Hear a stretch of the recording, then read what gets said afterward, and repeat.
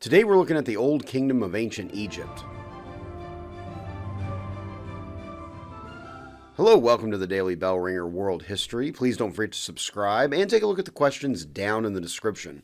Also, don't forget to check out dailybellringer.com where you'll find more resources that go with many of the Bellringer videos. The ancient Egyptian civilization thrived for over 1,000 years in the northeast region of the African continent. The history of the Egyptian civilization is divided into three major periods in which the civilization was at the height of their power and prosperity. The Old Kingdom lasted from about 2700 BC until 2200 BC. The Middle Kingdom from approximately 2050 BC to 1800 BC, and the New Kingdom from 1550 BC to 1100 BC. In between these time periods were periods of instability and conflict in Egypt, known as the First Intermediate from 2200 BC to 2050 BC, and the Second Intermediate from 1800 BC to 1550 BC. The Old Kingdom, sometimes referred to as the Age of Pyramids or the Age of Pyramid Builders, was, as the name suggests, a time period marked by enormous construction projects. During this time, Egyptian pharaohs grew extremely powerful.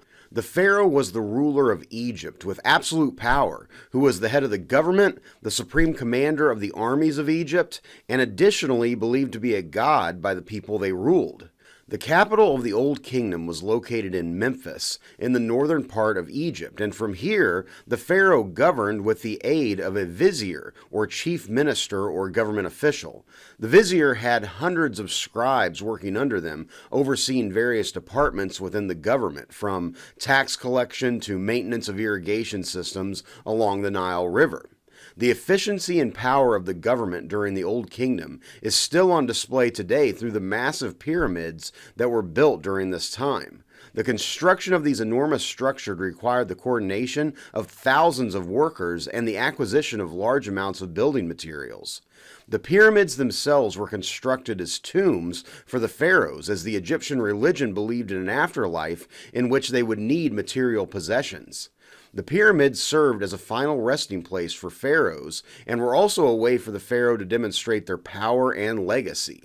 Many historians mark the beginning of the Old Kingdom with the rule of the pharaoh Djoser, who constructed Egypt's first pyramid at Saqqara somewhere around 2630 BC. Djoser's pyramid, designed by his head architect Imhotep, is considered the first pyramid because it was the first to be built from stone, as pyramids before this had been constructed out of mud bricks. Djoser's pyramid at Saqqara is unique as well because it is a step pyramid with different levels building upon one another. The next notable pharaoh in terms of pyramid construction was Snefru, who would have multiple pyramids built during his reign. One pyramid, known as the Bent Pyramid, rises at a 43-degree angle, then suddenly shifts to a 55-degree angle to the top. Snefru was not happy with this pyramid, so he simply built another one, known as the Red Pyramid, constructed somewhere around 2575 BC, which was the first successful true pyramid. The next significant pyramid building pharaoh was Khufu, who would be responsible for building the most well-known pyramid, the Great Pyramid of Giza. The Great Pyramid of Giza completed somewhere around 2560 BC with a height of 481 feet in the air when it was finished. Up until the construction of the Eiffel Tower in 1887, the Great Pyramid of Giza was the tallest man-made structure in the world. After the reign of Khufu came to an end, another pharaoh eventually rose to power named Khafre, who would also build a large pyramid near Khufu's Great Pyramid.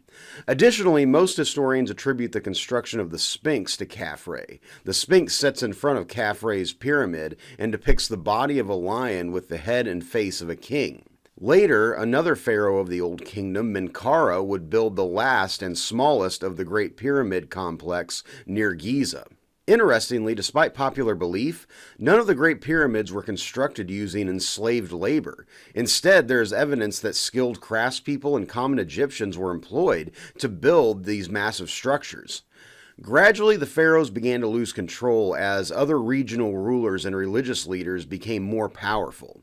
Eventually, by around 2200 BC, civil war began to rage across Egypt, marking the end of the Old Kingdom as the civilization entered into a 100-year period of instability before Egypt's central power would rise again. So with that, hopefully you learned something, And thanks for watching.